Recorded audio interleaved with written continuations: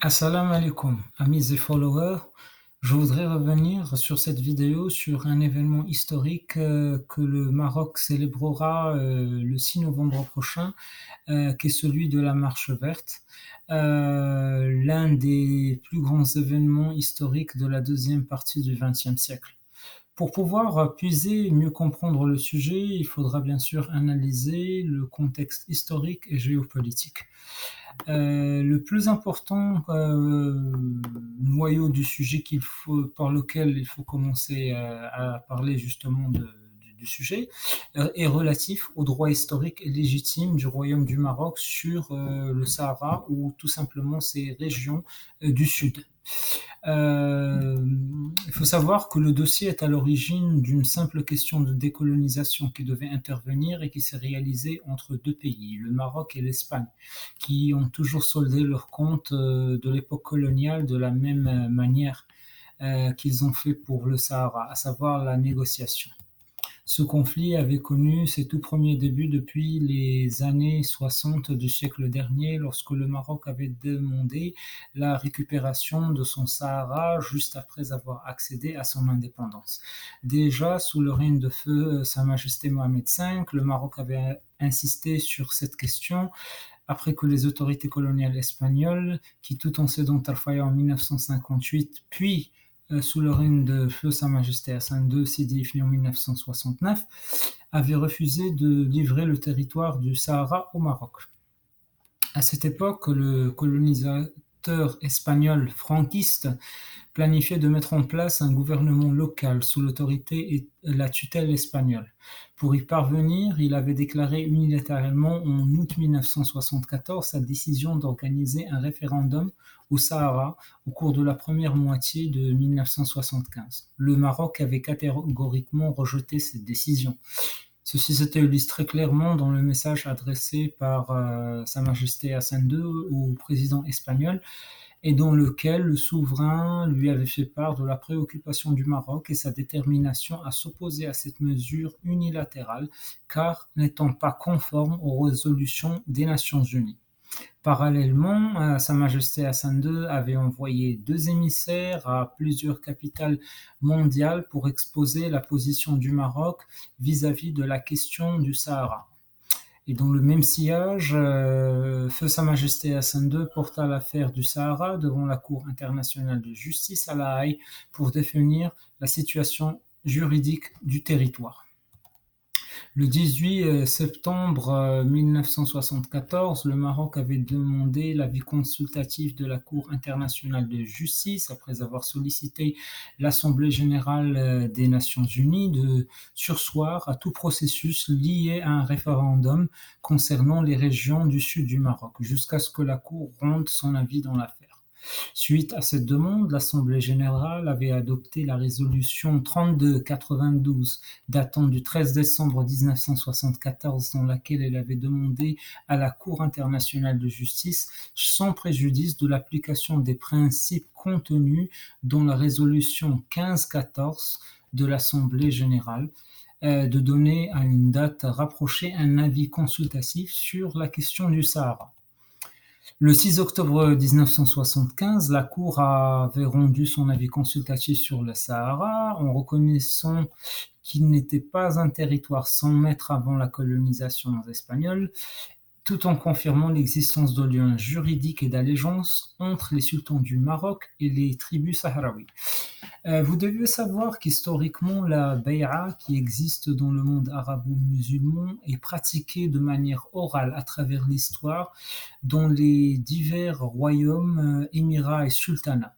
Mais le royaume du Maroc est le seul pays du monde arabo-musulman dans lequel la bay'a se pratiquait de manière arabe, orale et écrite. Donc, il faut bien préciser que les tribus des régions du sud du Maroc avaient toujours proclamé la bay'a au sultan du Maroc pendant plusieurs siècles, et ce des deux manières, orale et écrite. La mobilisation marocaine, pour revenir au contexte du XXe siècle, ne s'était pas limitée au stade que j'avais mentionné antérieurement. Le Maroc a été soutenu par les pays arabes et africains. Ainsi, l'Arabie saoudite avait, au nom de tous les pays arabes, demandé à l'Espagne, en date du 1er octobre 1974, de résoudre dans les meilleurs délais le problème du Sahara. De même, le secrétaire général de l'Organisation de l'Unité africaine avait, en date du 14 mars 1975, exprimé le soutien de l'organisation panafricaine au Maroc pour la libération de ces territoires spoliés. Même soutien a été exprimé par le gouvernement de la Côte d'Ivoire qui avait, en date du 25 mars 1975, désigné M. Alfonso Pons pour représenter le Maroc à la Cour internationale de justice. Après la reconnaissance de la Cour internationale de justice des droits historiques du Maroc au niveau de ces régions du Sud, Feu Sa Majesté Hassan II avait annoncé le 6 novembre 1975 l'organisation de la Marche verte vers le Sahara avec la participation de 350 000 personnes. Cet événement, qui a marqué, comme j'avais dit tout à l'heure, l'histoire du XXe siècle, avait mis l'Espagne devant une nouvelle donne qu'elle n'attendait point, ce qui l'a contraint à accepter à mener des négociations avec le Maroc au sujet du Sahara. Ainsi, le sommet tripartite Maroc, Espagne et Mauritanie, tenu à Madrid le 14 novembre 1975, avait été couronné par la signature d'un accord en vertu duquel le territoire du Sahara était soumis sous administration tripartite, et ce pour une période transitoire de 3 mois, suivie par le retrait de l'Espagne. Au moment où Sa Majesté Hassan II se préparait pour le lancement de la Marche verte, l'Algérie avait annoncé le 21 octobre 1975 qu'elle s'opposait à l'organisation de cette marche pacifique et mobilisait à cet effet sa diplomatie dans les grandes capitales mondiales afin de contrecarrer le parachèvement de l'intégrité territoriale du Maroc. Face à cette position étrange de l'Algérie et dans un souci d'accentuer la pression sur le Maroc, le régime algérien est allé plus loin en expulsant 350 000 Marocains d'Algérie. Et dans ce que l'ex-président algérien Houari Boumedienne appelait la marche noire. Entre parenthèses, il faut revenir objectivement sur l'histoire algérienne et pour rappeler que depuis la colonisation française en 1830, l'Algérie a été considérée comme un département de France. Après l'indépendance en 1962, la République algérienne s'est créée, mais dans le passé, elle n'existait pas. C'est-à-dire, certes, nous avions un royaume de Tlemcen qui a été suivi après cela par une tutelle des pachaliks de l'Empire ottoman. Mais l'Algérie a été fabriquée, entre guillemets, entre 1830 et 1962 par l'administration française. Donc il faut bien rappeler l'historique de l'Algérie quand on parle justement de ce qui va advenir dans le reste de la discussion concernant le sujet des régions du sud du Maroc. Donc les négociations entre le Maroc et l'Espagne s'étaient soldées par un départ des troupes espagnoles du Sahara marocain en février 1976. À cette époque, le voisin de l'Est a affiché ses ambitions en tentant d'occuper des régions au Sahara juste après le départ des forces espagnoles. C'est pour ça que j'ai mentionné le droit historique du Maroc et le non-droit historique de l'Algérie en donnant ce petit bref aperçu de l'histoire de l'Algérie avant 1830. À l'approche de la date de l'évacuation des troupes espagnoles du Sahara marocain, des officiers et soldats de l'armée algérienne s'infiltraient le 27 janvier 1976 au village Zamrala, situé près de la ville de Smara et de la frontière avec la Mauritanie. Le contingent algérien est entré en guerre avec un bataillon des forces armées royales. Le 29 janvier, l'armée algérienne avait été contrainte de se retirer de la région d'Amrala en laissant 100 morts et 200 prisonniers entre les mains des forces armées royales. Ils ont été relâchés par la suite. Dans une tentative désespérée de justifier la présence d'éléments de son armée sur le territoire marocain, l'Algérie avait véhiculé via ses médias et qu'il s'agissait d'un convoi de camions transportant de la nourriture et des médicaments et non d'un groupe armé. La victoire d'Amrallah a mis fin à la guerre dans la région du Sahara, dans la mesure où les batailles qui s'en étaient suivies n'étaient que des guérillas. Si l'Algérie remportait la guerre d'Amrallah, la région allait devenir une passerelle pour tenter de contrôler le Sahara, ce qui ne fut pas le cas. 2 semaines après la guerre d'Amrallah, Feu Sa Majesté Hassan II adressa un message au président algérien Houari Boumedienne dans lequel il dit « Je vous adjure d'éviter au Maroc et à l'Algérie un autre drame. Je vous demande aussi de faire en sorte, soit par une guerre loyalement et ouvertement déclarée, soit par une paix internationale garantie, que dorénavant on ne dise plus chez moi, dans mon pays, parmi mon peuple, Algérie égale inconstance. » Comme tentative infructueuse d'occupation en Galh, on n'a pas abandonné le voisin de l'Est d'essayer d'étendre sa main sur le Sahara marocain, mais elle a essayé de faire précéder de nouveau des événements. Les forces d'occupation espagnoles, comme j'avais dit tout à l'heure, s'étaient retirées des régions du sud du Maroc, exactement le 28 février 1976. La veille, l'Algérie proclama la soi-disant République arabe sahraoui démocratique. La réponse officielle du Royaume du Maroc a été le message adressé par Sa Majesté Hassan II aux forces armées royales, et sans cacher la gravité de la situation et sans dramatiser la situation, nous sommes déterminés à défendre par tous les moyens l'unité du Royaume et assurer la sécurité et la quiétude pour notre peuple. Ce qui signifie que l'Algérie est déterminée à combattre et lutter contre le Maroc. Quand l'Algérie a eu son indépendance, les dirigeants algériens avaient un complexe, à savoir que le peuple algérien avait réussi une révolution qu'aucun autre peuple n'a pu réaliser. Bien que l'Algérie dispose d'un vaste territoire, ses dirigeants aient tenté dur pour scléroser l'avenir des pays voisins dans un contexte de guerre froide, et vu que le Maroc, fort de son legs historique et jouit d'une position géographique privilégiée, est le mieux placé pour former une union entre les pays de l'Afrique du Nord et rivaliser avec l'Algérie le leadership de la région. Cet état de fait a poussé les dirigeants algériens à contrecarrer le Maroc dans le parachèvement de son unité territoriale. C'est ainsi que l'Algérie créa le Polisario afin de tenter d'affaiblir le Maroc par le biais de guérillas. Pour le régime algérien, le parachèvement de l'intégrité territoriale par le Maroc constitue une menace pour Alger et rendra le royaume un concurrent sérieux. Un tel souci qui justifie les ambitions de l'Algérie pour étendre son hégémonie sur les régions du sud du Maroc. Il est évident que le voisin de l'Est aspire à avoir une issue sur la mer, et précisément un port sur l'océan Atlantique pour commercialiser le fer de Jbileth. Ceci ne pourrait se concrétiser que si la région du Sahara est sous l'autorité d'un État créé par lui-même.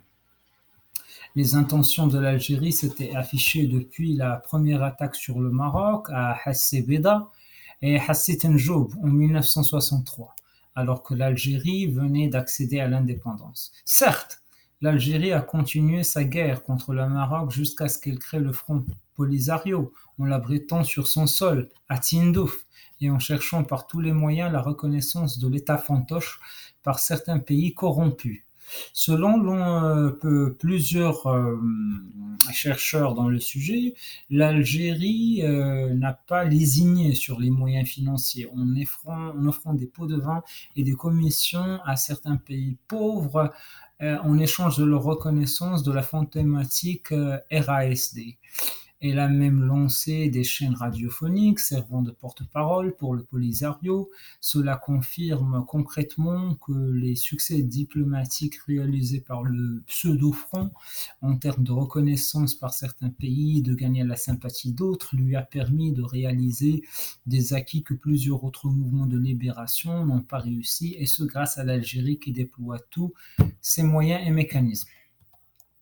La mobilisation de l'Algérie ne s'est pas arrêtée au stade de recueillir les reconnaissances de l'État fantoche, mais elle est même allée à promouvoir l'idée de négociation au niveau des Nations Unies et des forats internationaux en ce sens. Le régime algérien s'est servi de sa présence dans les rencontres et colloques et congrès internationaux pour appeler à des négociations directes entre le Maroc et le Polisario, ce qui signifie une reconnaissance implicite de ce mouvement. Cette politique a eu un rôle majeur dans l'adoption du plan de l'ONU pour un référendum au niveau des régions du sud du Maroc en 1988. Le Maroc avait accepté de s'asseoir avec le mouvement Polisario autour de la table de négociation, à condition que celle-ci soit supervisée par un représentant spécial du secrétaire général de l'ONU.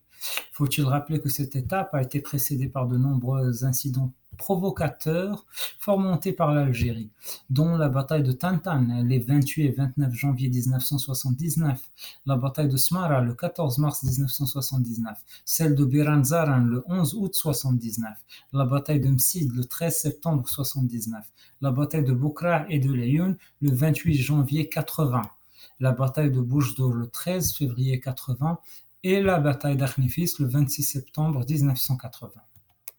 La région s'est enlisée dans une situation d'instabilité en dépit d'un cessez-le-feu entre les deux parties.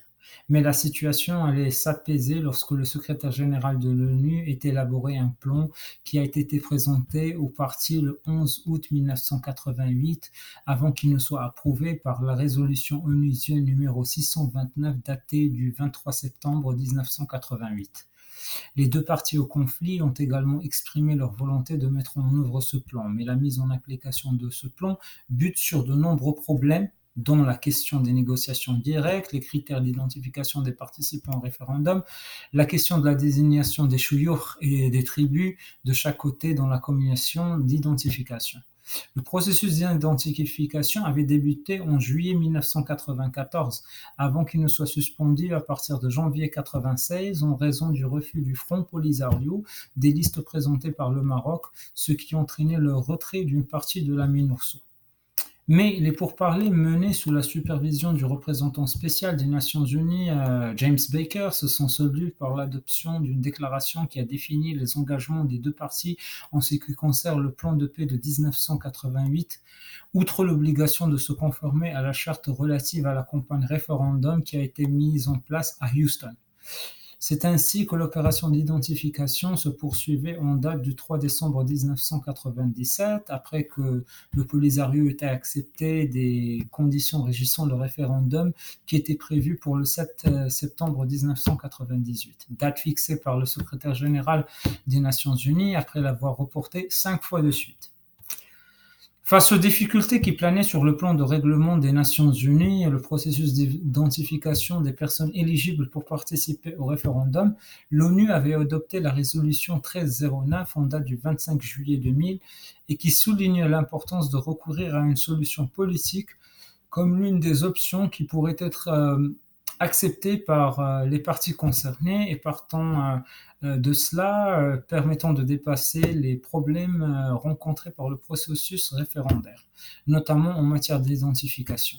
À partir de ce chef, l'ONU a été enfin convaincue de l'échec et de l'impossibilité d'organiser le référendum qui est basé sur l'identification du corps électoral. En 2007, et après que la situation se trouvait dans l'impasse, le Maroc a présenté un projet d'autonomie qui est le fruit d'un processus de concertation au niveau national et local avec l'implication de toutes les forces vives du royaume. Les élus, les citoyens, notamment des régions du Sud, à travers le Conseil consultatif pour les affaires sahariennes, le CORCAS. Ce projet s'impose comme solution juste et réaliste de la question des régions du Sud du Maroc, a été favorablement accueilli par plusieurs pays. Aujourd'hui, sous le règne de Sa Majesté le roi Mohammed VI, les régions du sud du Maroc ont connu un développement exubérant. On peut mentionner le rôle de Laayoune et Dakhla par exemple au niveau économique et dans le cadre du contexte de la régionalisation du royaume. Et la prospérité continue dans le cadre du développement du Maroc au niveau du concert des nations de Tanja Al Ghouera. Je vous remercie pour l'écoute.